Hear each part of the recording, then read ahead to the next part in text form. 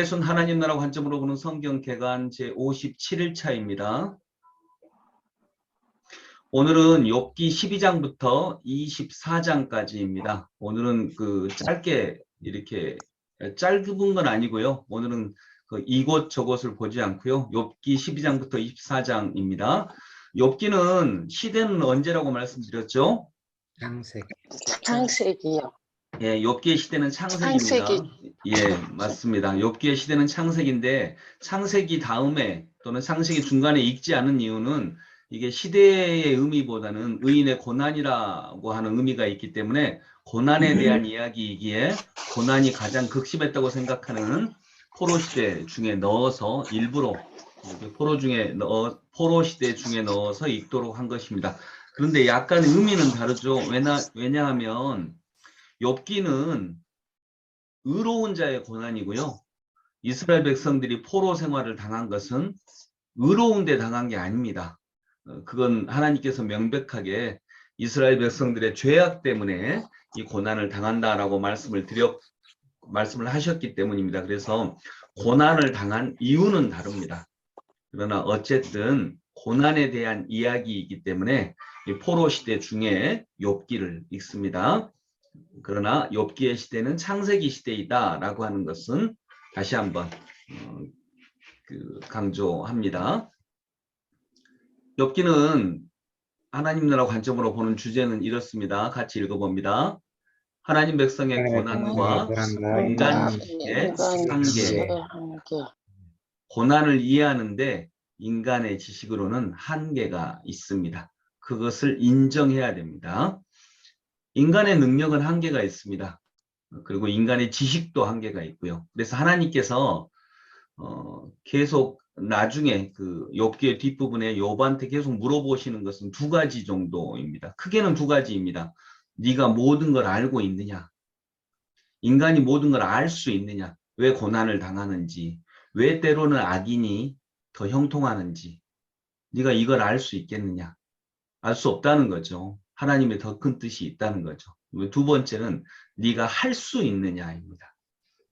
인간은 할 수 없다는 거죠. 하나님은 하실 수 있고 하나님은 여러 인간이 알지 못하는 길을 통하여서 하나님이 하시고자 하시는 일을 진행해 나가신다라고 하는 것. 그러니 너희는 다 알 수 없다. 다 할 수 없다.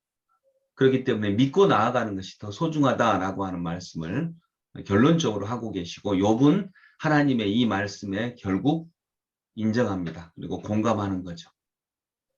오늘 본문은 12장부터 24장 오늘 본문은 대략 욥과 친구들의 두 번째 논쟁 부분에 속합니다. 꼭 들어맞지는 않지만 두 번째 논쟁 부분에 속하고요. 두 번째 논쟁이 15장부터 21장입니다. 오늘 우리가 읽을 본문은 12장부터 24장입니다. 자, 욥의 첫 번째 논쟁, 욥과 친구들의 첫 번째 논쟁이 3장부터 14장이고요. 두 번째 논쟁이 15장부터 21장, 세 번째 논쟁이 22장부터 31장. 이렇게 이제 욥기가 구성이 되고 32장부터는 누가 말을 한다고요? 엘리후라고 하는 젊은 친구가 친구라고 하지만 욥보다는 훨씬 젊은 사람이 욥과 논쟁을 하는 게 아니라 그냥 일방적으로 말을 합니다. 욥에게. 그리고 그 다음에는 하나님이 말씀하십니다. 그리고 욥이 하나님 앞에 인정하고 무릎을 꿇습니다. 욥은 전체적으로 이렇게 구성이 되어 있습니다. 자, 오늘 12장부터 보면 소발에 대한 욥의 응답입니다. 이게 12장부터 시작을 합니다. 소발은 이렇게 말합니다. 죄악을 버리면 고난이 끝날 것이다.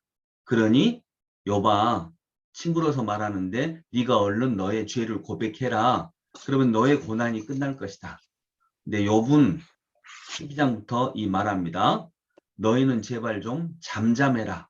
하나님이여 나에게 하나님께서 직접 대답해 주소서 이렇게 말을 하고 있습니다. 엘리바스, 빌닷, 소발 이 세 친구의 전체적인 욥에게 말하는 내용은 뭐냐면요. 네가 무슨 죄가 있으니까 고난을 받지. 그러니까 기도하고 너의 죄악을 고백해라. 그러면 하나님께서 너를 건져주실 것이다. 이런 인과응보적인 신앙에 딱 매여 있습니다. 뭔가 잘못한 게 있으니까 고난을 받지. 이런 인과응보적인 신앙을 갖고 있어요. 근데 여러분 고난 받는 게 꼭 그런가요? 아니요. 그런 면도 있죠. 그러나 그렇지 않은 면도 얼마든지 있습니다. 근데 욥은 자기가 내가 그 정도로 이 정도로 받을 죄악을 범한 일이 없다. 물론 완벽하지는 않지만 이 정도까지 고난을 받을 죄악은 없다. 라고 하는데도 절대 믿지 않고 공감해 주지 않습니다. 두 번째 논쟁이 15장부터 시작이 됩니다. 엘리바스는 또 말합니다. 하나님을 대적하며 교만한 자는 환난을 당한다. 욥이 계속 나 이 정도까지 고난받을 죄가 없다. 그러니까 하나님을 대적한다라고 얘기를 합니다. 그에 대해서 욥은 16장, 17장 두 장을 통해서 너희는 오히려 나를 번뇌케 한다. 그리고 나는 소망이 없다. 욥도 이쯤에서는 좌절하거든요. 새 친구들에 의해서도 좌절을 하고 응답하시지 않는 하나님에 대해서도 좌절을 합니다. 그래서 나를 죽여달라고도 이렇게 고백을 합니다. 빌닷이 두 번째로 욥에게 말합니다. 불의한 자는 대가 끊어지고 재앙을 받는다. 아들들이 다 죽었죠. 자녀들이 다 죽었거든요. 10명의 자녀들이 전부 다 죽었기 때문에 이 정도로 너가 벌을 받는 것은 불의한 자이기 때문이다. 불의한 자는 대가 끊어지고 재앙을 받는다. 이런 빌닷의 말에 욥은 또 말합니다. 나의 고난은 하나님으로부터 온 것이다. 어떤 내가 죄악을 범해서 내가 어떤 벌을 받을 만한 일을 해서 그런 게 아니라 이 고난은 하나님께서 내게 주신 것이다. 내 죄로부터 온 것이 아니다. 이렇게 얘기를 하고 있습니다. 소발, 세 번째 친구인 소발이 얘기합니다. 악인의 자랑은 잠깐이요 반드시 망한다. 이런 욥의 말을 자랑하는 걸로 판단을 합니다. 그래서 악인의 고난은 잠깐이고 반드시 망할 것이다. 이에 대해서 욥은 21장에 악인은 세상에서 형통하게 지내는 것은 불공평하다. 이제 욥이 좀 화가 나는 것입니다. 나는 이렇게 고난당하고 악인이 세상에서 형통하게 지내고 악인이 하는 일마다 잘 되고 이건 불공평하다. 하나님은 불공평하신 분이다. 이렇게 얘기합니다. 여러분 이렇게 보면 막 답답하지 않습니까? 네. 예, 이런 대화 자체도 답답하고요. 욥을 전혀 이해해주지 않고 인과응보적인 신앙 하나로 막 들이대는 것도 너무 답답하고 때로는 하나님의 침묵도 너무 답답하고 그렇습니다. 욥이 얼마나 힘들고 어려웠을까. 육체적으로 또 가족들이 죽고 고난을 당하고 이런 것도 너무 고통스러운데 더 고통스럽게 하는 것은 전혀 공감하지 않는 친구들의 말들입니다. 전혀 공감하지 않고 위로가 되지도 않고 오히려 자기를 평가하고 내 말을 안 믿어주고 평가하고 이러는 것들이 너무 힘들고 답답한 거죠. 세 번째 논쟁으로 다시 세 번째 순환 논쟁으로 들어갑니다. 제일 처음에는 역시 엘리바스가 말합니다. 22장에 너의 악이 크다. 너의 악이 크다. 내가 하나님께 돌아가면 다시 흥할 것이다. 그러니 회개하고 하나님께 돌아와라. 이 말이죠.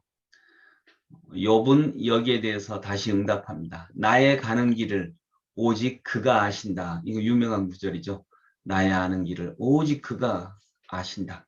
너희들은 모른다. 나도 모르고 내가 왜 이 고난을 당하는지 그리고 결국 이 길의 끝에는 뭐가 있을지 오직 하나님만이 아신다. 이제 이렇게 얘기합니다. 여기가 오늘 우리가 읽은 24장까지의 그 순한 대화입니다. 욥기에 나타난 등장인물의 고난에 대한 관점입니다.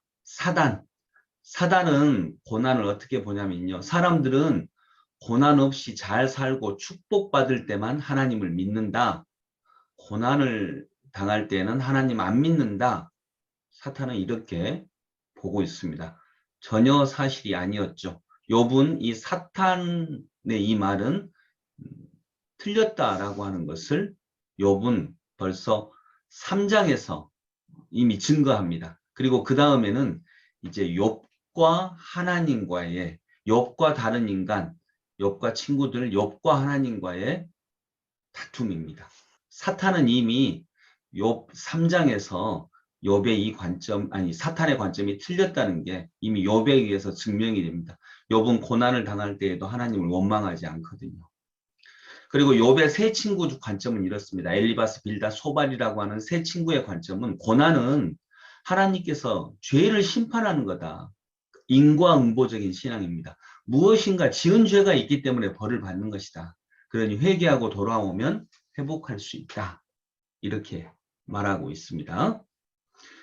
32장부터 시작하는 엘리후라고 하는 젊은 친구, 욥이나 다른 세 친구들보다 훨씬 젊은 친구는 한층 진보된 관점으로 고난을 풉니다. 고난은 단지 이 세 친구들이 말한 것처럼 뭐 지은 죄가 있으니까 심판하는 그것만이 아니라 고난은 하나님이 우리를 가르치시고 단련시키시는 방법이다. 이것도 우리가 많이 쓰는 이야기죠. 많이 하는 이야기입니다.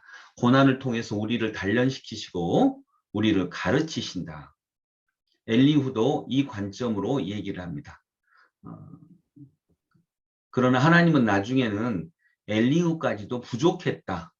꼭 그렇지만은 않다라고 또한 말씀하십니다. 하나님의 관점은 이렇습니다. 고난은 우리들로 하여금 하나님께서 하시는 일의 이해를 통해서 하나님을 믿도록 하는 것이 아니고 이게 아니고요. 비록 이해할 수 없을지라도 하나님 그분 자체를 전적으로 믿도록 인도하는 것입니다. 고난 앞에서 내가 한계가 있구나. 인간의 능력과 인간의 지혜는 한계가 있구나. 전적으로 하나님을 의지하는 것이 필요하구나 라고 하는 것을 믿도록 인도하는 것. 이것이 고난의 의미라는 것입니다. 그래서 고난의 의미를 우리가 다 알 수 없다는 거예요. 이해할 수 없다. 다 알 수 없고 다 이해할 수 없다. 믿고 따르는 것이다. 인간은 하나님을 다 알 수도 없고 하나님이 하시는 일을 다 행할 수도 없다.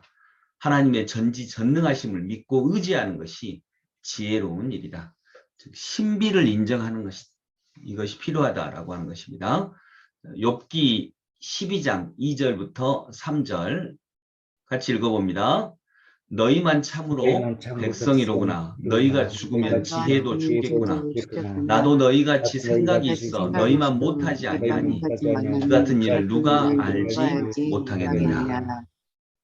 아멘. 누구의 말처럼 들리세요? 욥의 말이죠. 친구들이 계속 인과응보적인 신앙으로 이렇게 다가가니까 너희만 하나님의 백성이냐. 너희가 죽으면 마치 인간의 지혜도 죽는 것 같이 말하구나.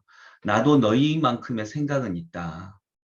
그 같은 간단한 말을 누가 하지 못하겠느냐. 근데 계속 반복합니다. 나는 이 정도로까지 고난을 받을 만한 죄를 범한 일이 없다. 근데 이 말을 안 믿어주는 거죠. 그래서 이렇게 욥은 이야기합니다. 여러분, 욥은 고난이 많아서 죄가 많아서 고난을 당했나요? 아니요. 오히려 뭐 때문에 죄가 없었기 때문에 고난을 믿음이 당하죠. 강해서. 그렇죠. 죄가 많았기 때문에 고난을 당한 게 아니라 욥이 고난당한 이유는 죄가 없었기 때문에 고난당합니다. 1장 2장에 나오거든요. 죄가 없었기 때문에 사탄이 너 진짜 그런 축복이 없어도 그리고 축복이 없어도 하나님을 그렇게 잘 믿는가 보자.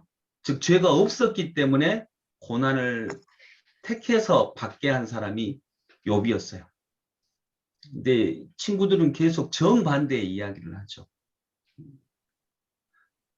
여러분, 우리도 세상에 때로는 고난을 당할 때 오히려 죄가 없었기 때문에 고난 당할 수도 있습니다. 독재 정권에 항거하거나 일제시대에 항거하거나 이런 분들 진짜 죄가 없었기 때문에 고난 당한 거죠. 그 면은 그분들이 뭐 완벽하다는 건 절대 또 아닙니다. 진짜 죄가 없었기 때문에 고난을 당하죠.